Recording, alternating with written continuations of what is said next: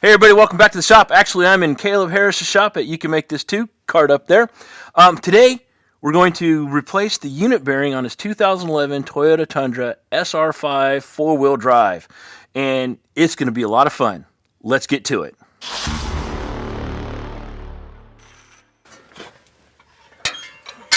So 17 millimeter bolts, you got one here and one here. That's what's going to hold the brake caliper on.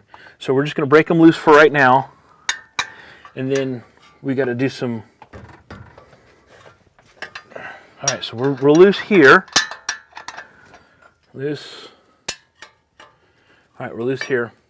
Now, right here is a 12 millimeter bolt that holds the brake caliper on. And what you want to do is you want to take this bolt out, and because it's got flexible line here, rigid line here, and you don't want to be messing up this rigid line. So that's what we're going to do now. Is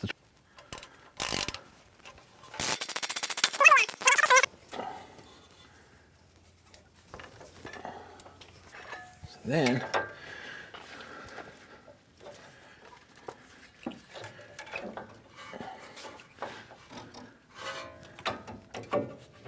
so you want to make sure you get this up out of the way and hanging nicely so you're not putting stress on this line or that line right there. You got your rigid line here and you got your flex line right here. All right, so now, all right, so if you take two M8 bolts, with the same bolts that you're going to use on your skid plate, you can run them in the two holes and it comes loose. Pops right off.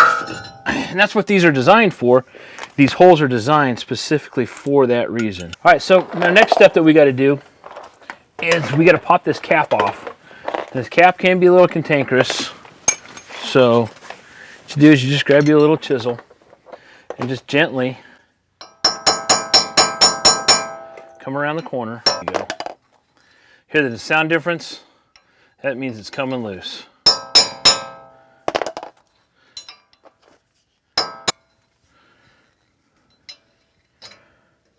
Then you grab your pry bar. Start working it around. People give Harbor Freight a hard time, but their pry bars are pretty good.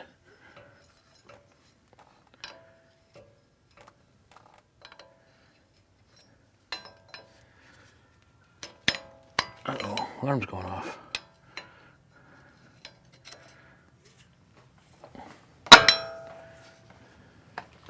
Cotter pin out. Can you see what I'm doing? Yeah. Okay. Some people say you can reuse cotter pins. I don't like to reuse cotter pins if I don't have to. But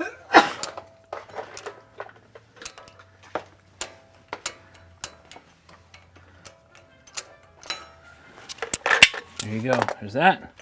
Searched and searched to find this 39 millimeter socket. The only place I found it was at Advanced Autos. I'll leave a link in the description for the one that you can get on Amazon if you don't have an Advanced Auto near you. But 39 millimeter socket goes on there. And, uh-oh, let's go ahead and watch the fat guy. Ready? That works a lot better when you kick up the RPMs. So this is the area, this is the time when it's going to get really loud and kind of nerve-wracking, you want to call it that, because you're going to take this 3.5 pound sledge and hit that bolt. What you want to make sure that you want to do is you want to make sure that you run the axle nut to where it's just smooth on there, so when you're hitting it, you're going to hit the nut and not the threads and mushroom out the threads.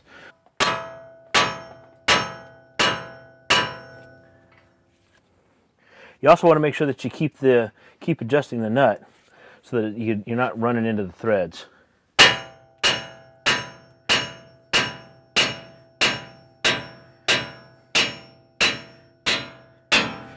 They were loose. Yeah, I could hear it. The unit bearing has 4 bolts, 2 here, 17 millimeter, and they are torqued to 85 foot-pounds. So I'm going to use the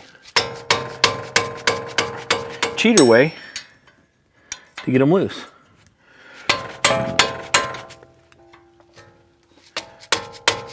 sneak that in there.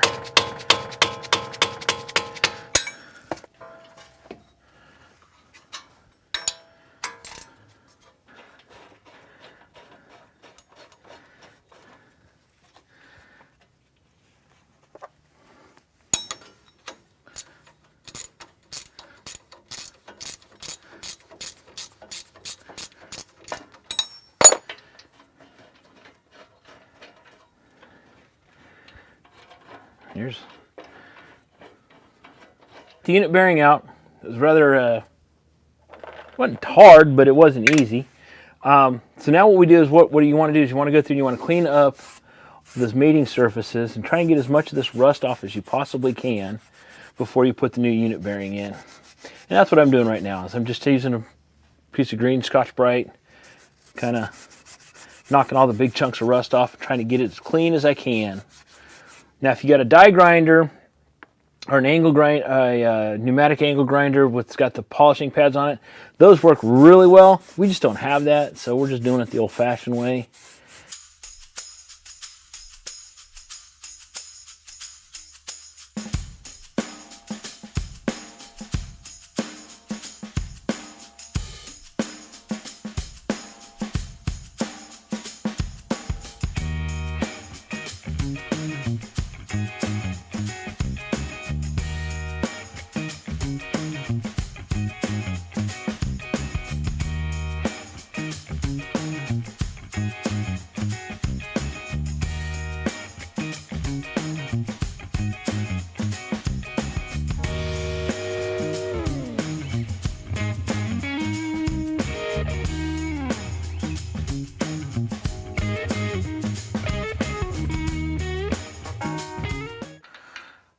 One of the things that you really want to make sure you do is you want to make sure that you have a spare axle nut on hand, because just in case you happen to mess up and booger the nut up, you have one on hand and you're not having to wait to go get it.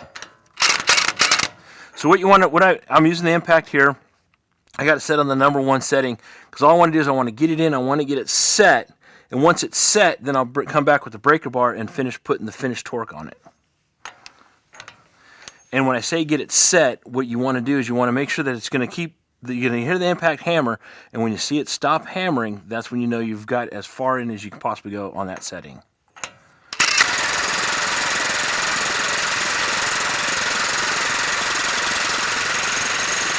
Pull.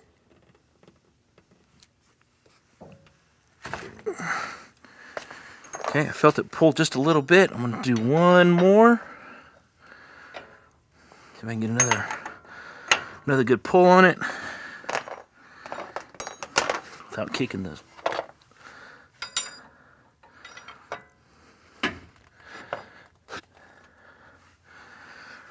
Okay.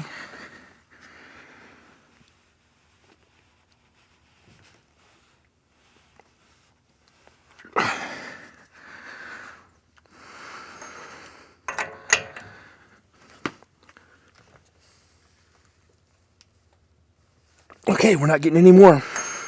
Your castellated nut or your lock nut, and all it does is it slides on, and you just got to keep rotating it around until you find the right spot. Now here's a trick. Got two edges. You got the long edge and the short edge. You want to make sure the long edge goes out, so that way when you grab it with your pliers, pull it up, lock it in place. And what I like to do is I like to trim off just a little bit off of this. Put your finger there so it doesn't shoot everywhere. Take your pliers, push it up, locks it into place. There you go, right there.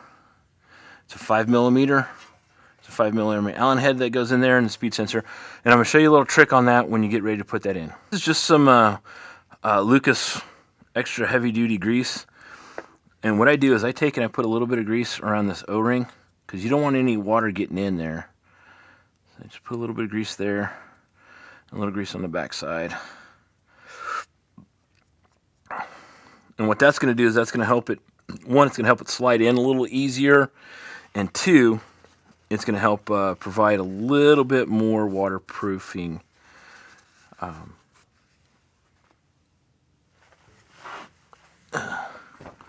then again, it just slides right in here. Don't move it.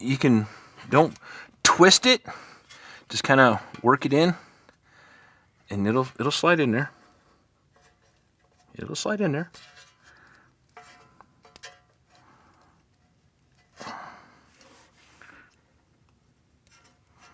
Yep. There you go. That's that. It's in.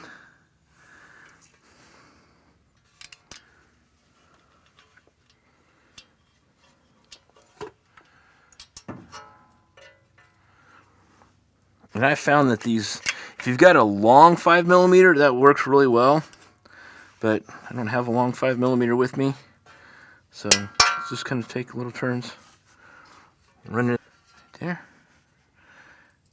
You notice I'm just using one finger to get it tight. Because you don't want to over torque this. Because you are tightening down a plastic bracket. And the more torque you put on it, there you go, see? One finger. That's all the torque you need on that. And there's 4 bolts. There's one here, one on this side, and one on this side. And these are the 4 that hold it on to the knuckle, or the thing that spins when you turn your tire, turn your steering wheel, it turns your tires. And what you want to do is you want to make sure that these are all tight, but when you're tightening them down, you want to put them in a star pattern. So if I start here, I'm going to go to here, down here in this bottom, and then I'm going to go up to the top here, and then I'm going to come down to this bottom. And that's going to allow me to make sure it's good and seated evenly, because you don't want it uneven seated.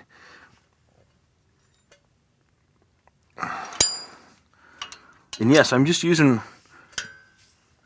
regular wrench to tighten these down.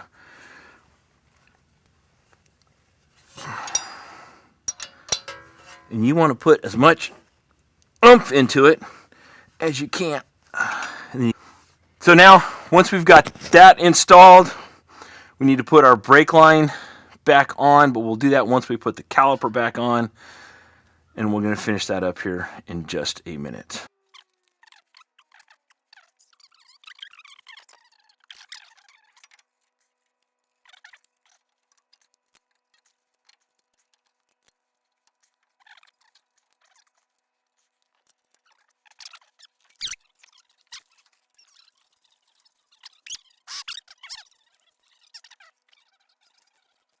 The brake rotor on and the brake caliper on, and again it's just 2 bolts in the back, 17mm, tighten them down.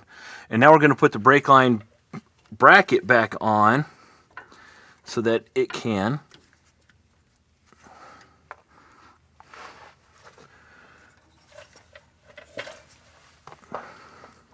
there we go. And it's just a 12mm bolt that goes in right there. It always helps to have it going in the right direction.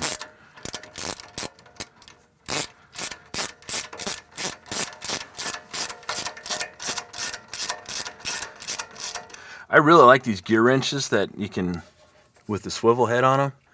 They do lots of fun stuff. Down here. Okay.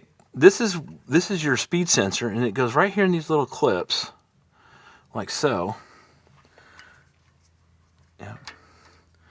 Slides down in that little clip, that little hole, that little spot right there, and it's just a little pop, and you hear it snap. That's telling you that it's in place. Slides around. Put it in.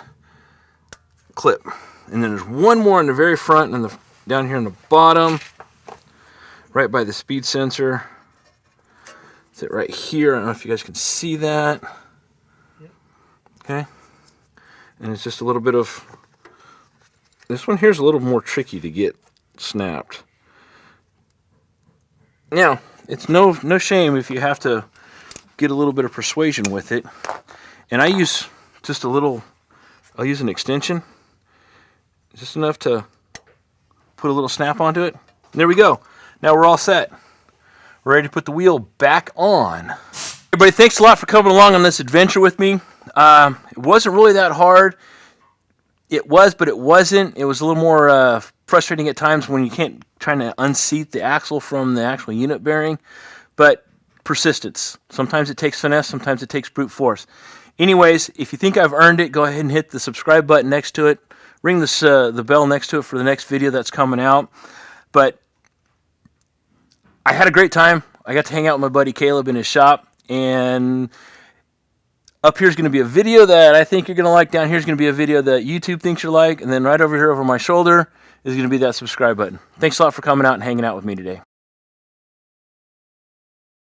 All right, everybody. These are the tools that I use to do the unit bearing on this 2011 Toyota Tundra. I got a pick set that I picked up from Home Depot for $20.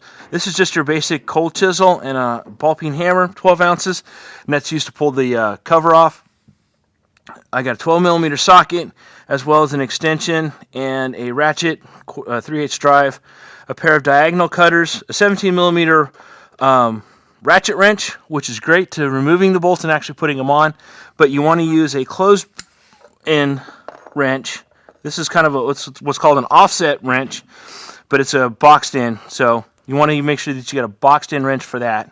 17mm. You got a 5mm Allen head Allen wrench for your speed sensor. You got a 17mm socket for your brake calipers on a 1/2-inch drive. I like using 1/2-inch drive for my brakes. Extension, as well as a ratchet 39mm socket. Again, that's the specialty tool that you gotta have to do these right. It's a 12-point socket. I'll leave a link in the description where I got it from Amazon, and it'll get delivered to your house. Do not start this unless you have that physically on hand to do the job. If not, it's not going to work.